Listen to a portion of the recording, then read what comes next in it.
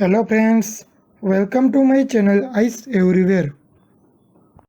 दोस्तों, हमें कई बार देखने को मिलता है कि जब हम नए सीलिंग फैन को लाते हैं तो वो काफ़ी अच्छी स्पीड पर घूमता है, लेकिन कुछ समय बाद उसकी स्पीड काफ़ी कम हो जाती है।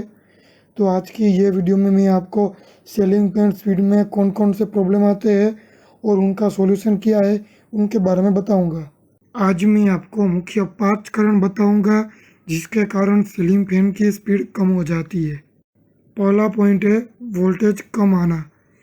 अगर कभी आपके घर के वोल्टेज कम आ रहे हैं तो इसका सीधा असर आपके फैन पर पड़ेगा, क्योंकि हमेशा इलेक्ट्रिक मोटर की स्पीड वोल्टेज पर ही निर्भर करती है। अगर वोल्टेज कम आएंगे तो स्पीड कम ही हो जाएगी, और वोल्टेज पूरे आएंगे तो स्पीड अच्छी खासी आपको मिलेगी। वोल्टेज कम की समस्या से बचने के लिए हमारे पास 2 उपाय है। पहला, आप आपके बिजली प्रोवाइडर कंपनी को वोल्टेज कम मिलने की समस्या दर्ज करवा सकते हैं। इसके बाद जब आपके वोल्टेज पूरे आने लगेंगे तो फैन की स्पीड अपने आप बढ़ जाएगी। अब दूसरा पॉइंट है, आप अपने फैन में लगे कैपेसिटर की वैल्यू को बढ़ाकर फैन की स्पीड बढ़ा सकते हैं। दूसरी प्रॉब्लम है वो है सीलिंग फैन का जाम होना। सीलिंग फैन के जाम हो जाने पर भी आपके फैन की स्पीड कम हो जाती है। इसको चेक करने के लिए आपके फैन को स्विच बंद कर देना है और फिर बाद में फैन को अपने हाथों से घुमाकर चेक करना है कि फैन आसानी से घूम रहा है कि नहीं। इसका सॉल्यूशन ये है कि अगर आपके फैन जाम चल रहा है तो आपके सीलिंग फैन को ग्रीसिंग की ज़रूरत है। तीसरा और बड़ा प्रॉब्लम है वो है बेरिंग प्रॉब्लम। आपके फैन की स्पीड क्या रहेगी यह बेरिंग पर ही काफ़ी निर्भर होता है।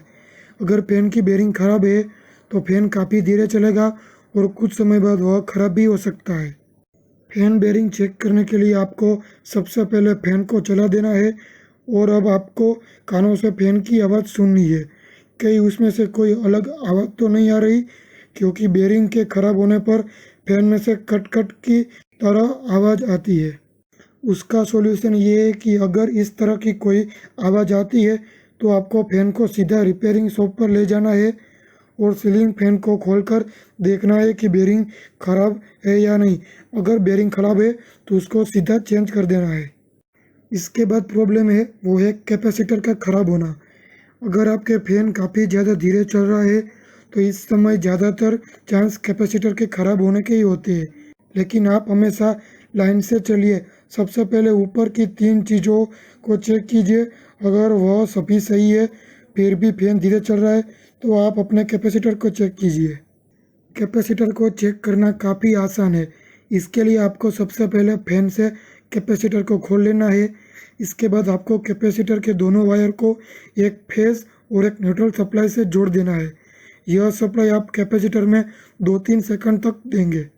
इसके बाद आप इन दोनों वायर को निकाल लेंगे और फिर दोनों वायर को आपस में भिड़ाकर देखेंगे। अगर इस समय आपको एक तेज आवाज़ सुनने को मिलती है और साथ में एक तेज स्पार्क देखने को मिलता है तो आपका यह कैपेसिटर सही है, और अगर नहीं तो आपको यह कैपेसिटर बदलना होगा और आपके कैपेसिटर में प्रॉब्लम होगा। लास्ट और बड़ी प्रॉब्लम है वो है फैन शटर की समस्या।